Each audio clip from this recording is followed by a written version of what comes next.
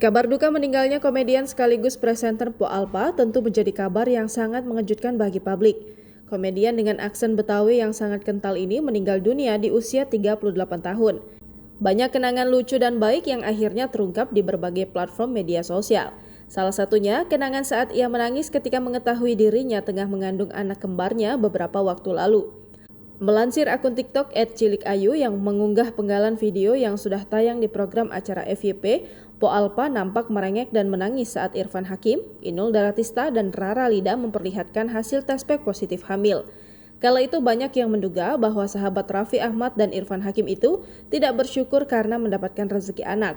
Namun kini, netizen menduga bahwa Po Alpa memiliki ketakutan lantaran ia tengah berjuang melawan sakit kanker. Bahkan netizen menyebut Po Alpa takut meninggalkan hingga tak bisa mengurus anaknya. Di sisi lain, mengutip laman Tribun Lampung, pemilik nama Nina Carolina sempat mengaku kena mental hamil di usia 37 tahun.